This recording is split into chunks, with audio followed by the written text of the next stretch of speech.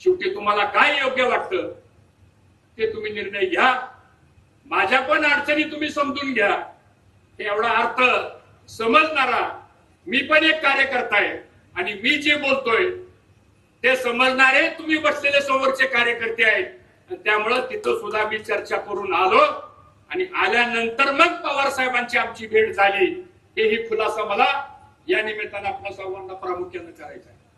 तिसरा महत्वाचा मुद्दा असा आहे की आपला जर हा निर्णय झाला म्हणजे आपला तो निर्णय करावाच लागेल आपल्याला.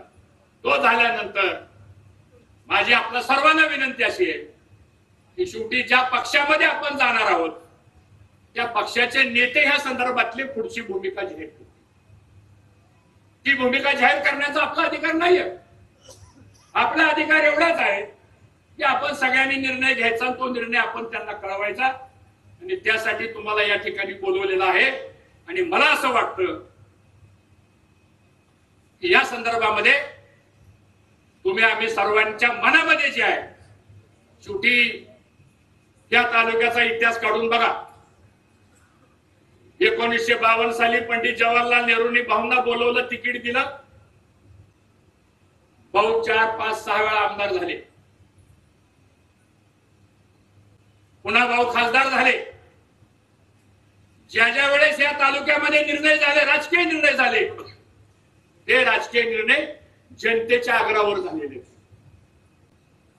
मला काय वाटलं किंवा स्टेजवर बसलेल्याला वाटलं या संदर्भात या तालुक्यातले कधी निर्णय झाले नाही.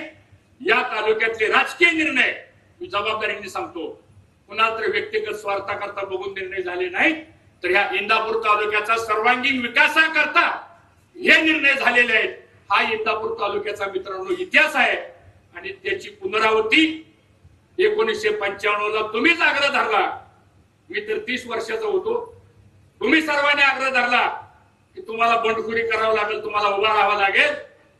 मोठे भाऊ तयार नव्हते. भाऊंनी सुद्धा जनतेचा निर्णय मान्य केला आणि 1995 ला आपण बंडखोरी स्वीकारली.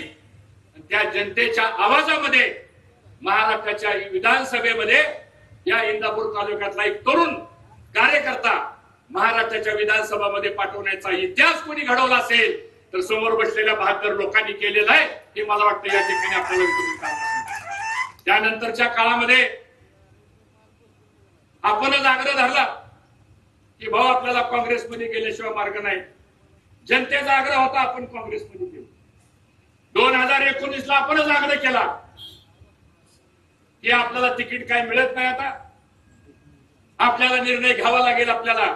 आणि तुम्ही सगळ्यांनी आग्रह धरला आणि तुमच्या आग्रह खातीर मग आपण भारतीय जनता पक्षाचं तिकीट आपण घेतलं. दुर्दैवानं निवडणूक आपण जिंकता हारलो आणि फक्त 1500 मतानं दुर्दैवाने ह्या इंदापूर तालुक्याला अपयश पाहावं लागलं. ती खतखत प्रत्येकाच्या मनामध्ये आहे. 2014 ची पराभवाची खतखत आपल्या मनामध्ये आहे. आणि या 10 वर्षामध्ये जो म्हणून अन्याय झाला, गावामध्ये जो राडा झाला, समाजामध्ये जी तेढ निर्माण झाली आणि प्रशासन हे मदत करण्याच्या ऐवजी कुणाच्या तरी सांगण्यावरनं तुम्हा आम्हा सर्वांना जो त्रास झाला, त्यातून मित्रांनो हा उद्रेक जो आहे तो आज आपल्या सगळ्यांच्या पुढे आलेला आहे. आणि म्हणून आज तुम्ही म्हणताय की बाबा आपल्याला निर्णय बदलावा लागेल. मला असं वाटतं पक्षापेक्षा नेत्यापेक्षा सुद्धा लोकशाहीमध्ये जनता श्रेष्ठ आहे आणि जनता जे सांगेल तो निर्णय राज्यकर्त्यांना घ्यावा लागतो. अशा प्रकारचा इतिहास हा इंदापूर तालुक्याचा मित्रांनो आपण पाहिलेला आहे. आणि म्हणून मी अधिक भाष्य काय करणार नाही. माझी आपल्याला